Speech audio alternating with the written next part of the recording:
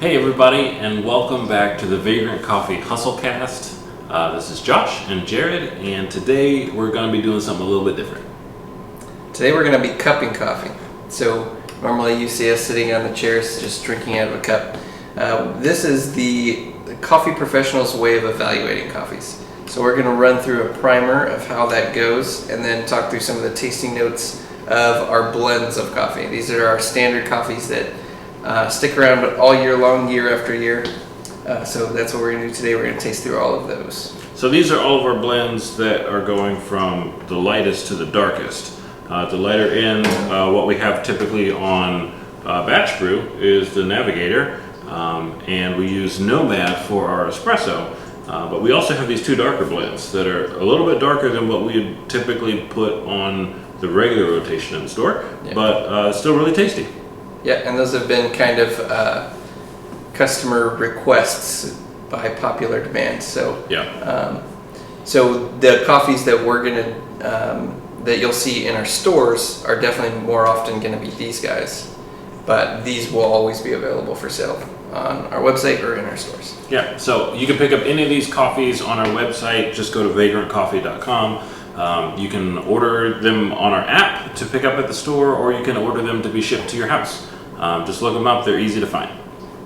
All right, let's get into what we're going to be doing here today. So we have 5-ounce bowls of these different coffees. We've already got coffee in there, ground kind of medium, and we're doing a 1 to 1.65 ratio. So what that means is we have 8.25 grams of coffee for the 5-ounce bowl. So if you do that math, that's a 1 to 1.65 ratio. We do the same ratio, we do the same setup every single time we taste coffees. And the biggest difference here between cupping and just brewing on one of your home machines would be that we don't filter this. And so what that does is it takes out the variable of what that brewing process is gonna, how that will affect the taste of the coffee. So this is purely unfiltered coffee tasting, and it's the way that coffee is tasted and evaluated by coffee professionals across the entire world, from where it's grown all the way to baristas in a coffee shop. So we've got the coffee in here and ground already, and we're going to start by getting water on it because it takes about 4 minutes to steep. And while that steeps, then we'll chat a little bit more about what exactly is going on.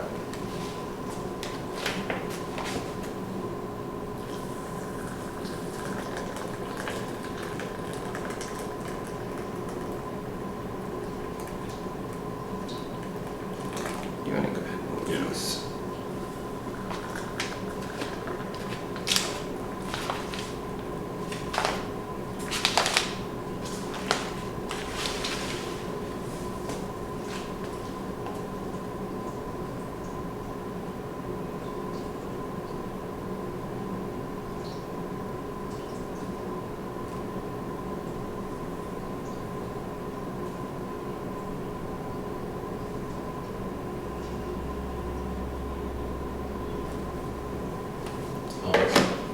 Alright, so we got a timer going, 4 minutes, we're going to let this steep, and then we're going to break the crust. And there's a whole kind of procedure that goes with this cupping.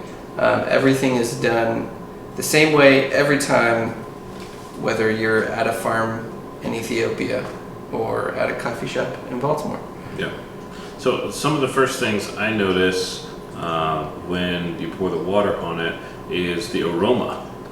Each coffee has a heightened aroma that happens after you start the process.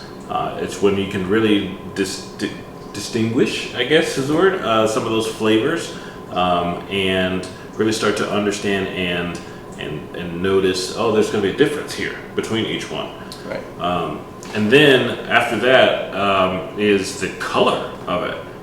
Darker coffees, the darker the roast, you're going to have more of a darker color to it, and you can really see that from our perspective. These two versus these two. These two are much lighter than these two. Yeah, the other thing that you might, I don't know if you can see it in the camera or not, but in the darker roasted coffees, you roast out a lot of the moisture content, so it's actually less dense. So you get a lot more of the coffee grounds floating at the top versus the lighter coffees, where a good majority of that coffee actually sinks to the bottom. So you'll be able to tell a lot of things, even if you don't know how it's roasted, just when you first hit it with water, what's going on in the cup. You'll be able to kind of figure some things out. So the idea behind blends, let's talk about why we're cupping blends and what that means. So blends are just multiple single origin coffees combined. We do that for a couple of reasons, but the main one is that it gives us consistency of taste over time. So coffee is a crop. Every single new crop that comes out is going to taste a little bit different than the one before, or sometimes actually a lot different, depending on how much rain and all kinds of other variables. So if you want your coffee to stay consistent and taste the same over time, you have to blend single origins based on what those tastes are. So we're going to talk about the different coffees that are in each of these blends, and those are true today, but when the next crop comes out, those will all change. Peru is one of the main components of this navigator, and it may be a Peru next season, but it may be a different Peru, or it may be that we move to a Brazil or something that has those same tasting notes that this Peru does this crop. So that allows us to have these blends that exist year after year and still taste roughly the same. Whereas a single origin, it's a constant change of flavors. So that's the major idea behind blends, and so that's why we're cupping these here today. Yeah.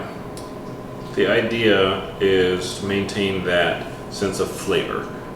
Over the course of time, people might pick up a bag of our navigator and they're expecting that same taste that they got the last time. Right. When really for us, we know that crop is no longer in season, or we had to change some things up, but we need to make that flavor profile the same.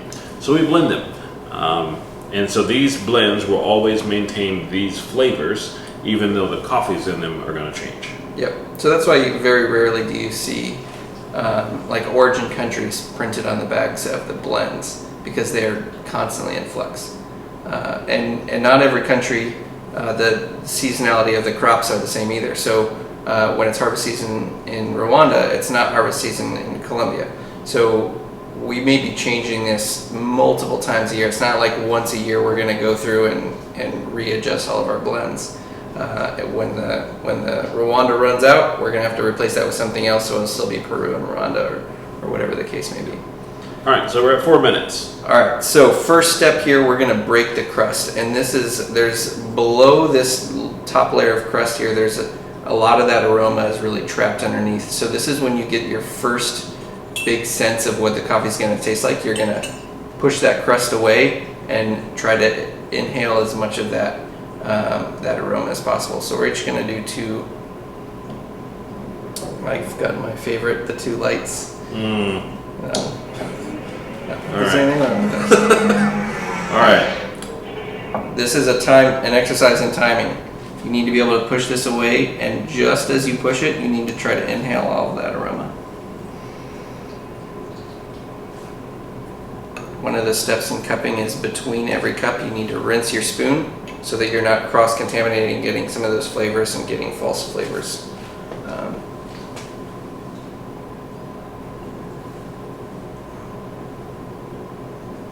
So like I was saying, the lighter coffees, a lot more of that sinks. So it doesn't have quite as thick of a crust on top, and sometimes it's harder to get that full burst of aroma when you break the crust. Yeah, the darker ones definitely had a really intact crust on the top. And so when you scooted those particulates off the top, a lot of that flavor was coming up through. Yeah. So, I mean, right off the bat, this Navigator smells super sweet, and this Nomad smells super juicy, like fruit notes. Yeah, and these are definitely down at the dark chocolatey, and a lot of nutty flavors, really, really, I don't know, heavy or darker flavored things. You can tell like instantly when they hit your nose. Yeah. So one of the big differences between a light roast and a dark roast, this is a question we get a lot, is the light roast, you're still tasting the inherent flavors in the coffee seed itself. Whereas in the dark roast, you're starting to taste some of those chemical reactions that happen in the roasting process. So you'll get some of those dark baker's chocolate type notes, and And I think a common misconception of light roast versus dark roast coffees has to do with caffeine content. And that unfortunately just isn't the case. It's not like a darker coffee is going to, wake you up more. It's not going to have more caffeine. It's just in the roasting process. It's roasted a bit darker to have more of those chocolatier flavors, which has been really a traditional thing with coffee. And the new thing is to roast lighter. You have a lot more flavors that you can play with, even though you have the same caffeine content. Right. And they may be a little bit more subtle and nuanced. You might have to look for those flavors a little harder. But there's a lot more available chemical compounds to taste in a lighter roast coffee. All right, next step, we're going to take that crust off, because as much fun as drinking unfiltered coffee is, we don't want to have to chew. So we're just very carefully going to scoop just the top layer. We don't want to get these spoons all the way down into the bottom where all of the coffee grounds have sunk, because we don't want to stir those up. We want those to settle. We're just going to be scooping our coffee off the very top. This cupping process gets easier and easier the more you practice. And if anybody hasn't had a chance to taste coffees back to back, this is when you really start to get a sense of how different coffees can taste. If you try to have a cup of coffee at your local coffee shop in the morning, and the next morning there's a different coffee, your brain doesn't remember exactly how those two will be different. But if you literally taste them back to back, you can taste some amazing differences in coffees. Yeah. All right, so now we're ready to taste. Typically when you cut coffee, you start lightest to darkest, so that's what we're going to do here. Again, all of the coffee grounds have sunk to the bottom, so our goal here is to just get the top layer. We're going to let that fill up with hopefully not getting too much grounds. Now, this isn't a very polite way to drink coffee. You have to slurp it. The idea is to aerate all of that coffee across your taste buds, so they're all being activated at the same time. So there's a loud slurping action, and it's kind of ridiculous. It's always fun to do this on camera.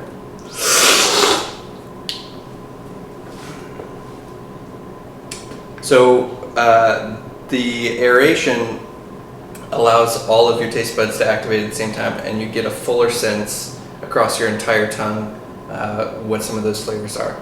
So one of the things to think about when you're tasting and evaluating coffee is where on your tongue those taste buds are firing off. You tend to get the kind of sour, bright notes at the tip of your tongue.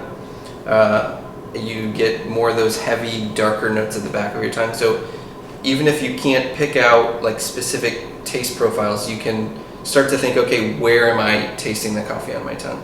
And if you're getting all of it on the back, it's a big, heavy-bodied, maybe darker roasted, chocolatey coffee. But also, when you're cupping, don't be afraid to taste more than once. Over time, as each of these coffees sit in those coffee grounds, they're going to develop more and more flavors from sitting there longer. So as you taste coffee, as it cools, you will get different flavor notes that kind of come out over the course of however long you do it. You don't want to go too long because then it'll over-extract and taste very bitter, and you don't want to go too short because then it'll under-extract and taste too enzymatic. You really want to stick to that 4 to 6 minute time frame. Yep. So this navigator, I'm going to refer back to my notes so I don't tell you guys wrong information. This navigator is pretty heavy on the Colombian coffee, and that gives it a super nice smoothness. Colombian coffees are just really drinkable. They're not overly acidic. They have tons of sweetness in them, and that's what's coming across most in this navigator blend. Yeah. This is just a great breakfast coffee. There's a lot of tasting notes of like a candy bar-like sweetness and mixed nuts. Yeah. It's very balanced. It's not too heavy on either the body or on like the really bright notes. Right, but it's also not too dark either. It's not leaving that bitter taste in your mouth and the aftertaste that coffee tends to do. It doesn't have that like tacky feel in the mouth when you're done drinking it. It's very clean when you swallow it's not a super long finish. So that's what we would refer to as a very clean coffee. This one's always a sleeper for me. I always forget how good Navigator is. And then I come back and do this, and man, that's tasty coffee. All right, Nomad is next. Nomad is our house espresso blend. We blended this coffee specifically to taste good and hold up to a fair amount of milk. This is going to end up in a latte a lot of times. So it's roasted a tiny bit darker. This is a lot heavier on the Rwanda.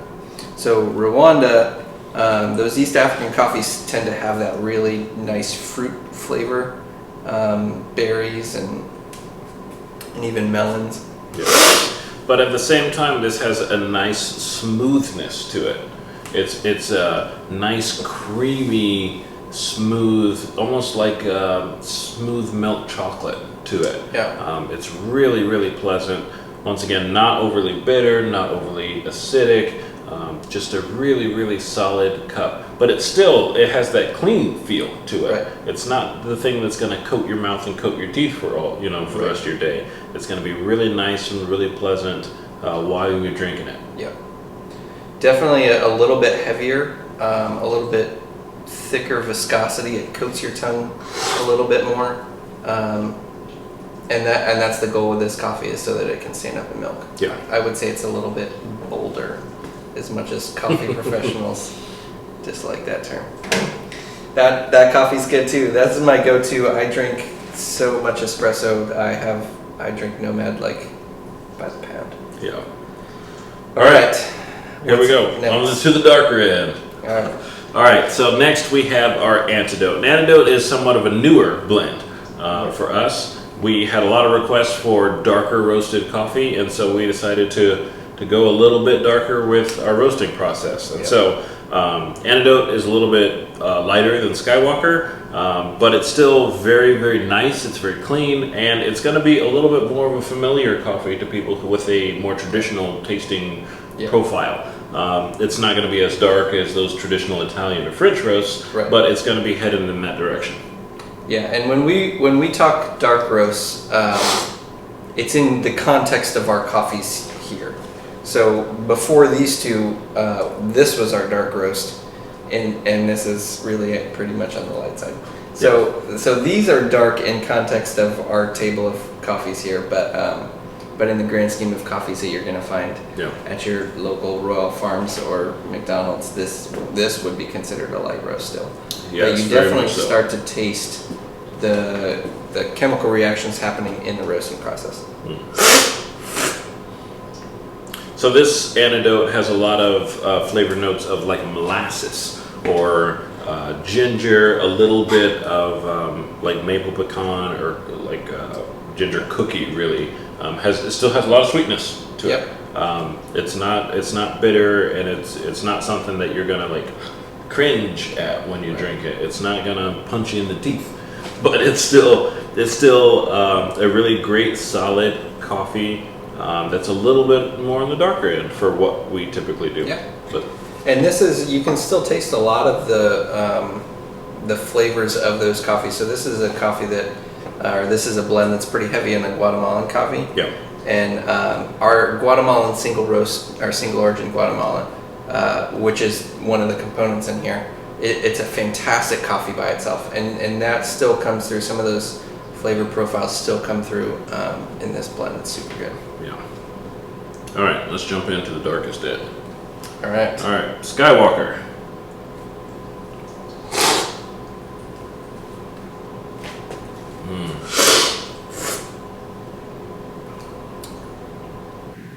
Oh yeah. So this reminds me of coffee growing up as a kid. This is what I remember smelling in my house. So if you're nostalgic for kind of older school coffee, this is the one. Yeah, that's definitely the one for you. It has a lot of those dark chocolate notes. It reminds me of like the special dark. It's not milk chocolate. It's going to be definitely darker than that. It's going to have a whole lot of those very traditional coffee notes. Yeah. So if you're a traditional coffee drinker, and that's your flavor, that's what you like, you definitely want to stick with Skywalker. It's going to give that feel. It's going to have that longer aftertaste, the one that's going to stick with you for a while. Right. It's going to be a little bit more bitter. Right. You lose some of that sweetness. Yeah.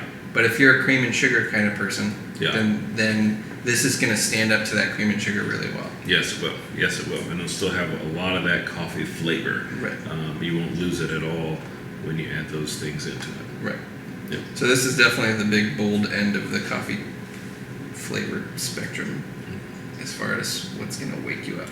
So if you're really into like cocoa nibs or toasted almonds, then this is going to be the coffee that is going to remind you of those flavors. It's still very, very good, but if you are preferring a lighter enzymatic coffee, which we'll get into more when we're doing our single origins, those will be on the other end of the spectrum, and this is going to be at the dark end. Right. Yeah. So I'm going to go through real quick, just for my own personal benefit here, and taste through these one more time as they've cooled a good bit. I'll start with this end and work that way. Oh, that Nomad is so delicious. There's like, did you ever eat grapefruit with sugar sprinkled all over the top?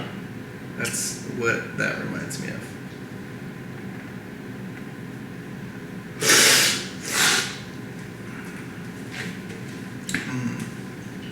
Yeah, these coffees really remind me of really like dark chocolate, like the 75-85% stuff. Yeah.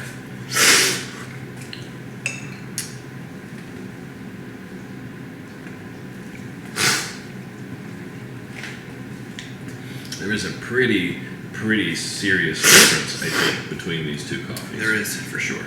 Yeah. It's really breaking into those enzymatic flavors. Yeah. The jump between here is pretty substantial. The Nomad, you actually kind of get a like a lemongrass kind of flavor. Like that's super good. Really come back to that. And I haven't tasted that before in the Rwanda on its own. Just kind of interesting. So really, it doesn't really matter what your flavor preference is. I think that sometimes people get into this idea that one is better than the other, and that's really not how it works. It's really just, what do you like? If you like to add cream and sugar, if you don't like to add cream and sugar, there's really no wrong coffee to add things to, but at the same time, if you like it just black and you want to taste those flavors, it's okay to like things on the lighter end or the darker end or whichever end that you fall. I think oftentimes when we're in the cafe, people say like, "Oh, can you give me something that's going to really wake me up?"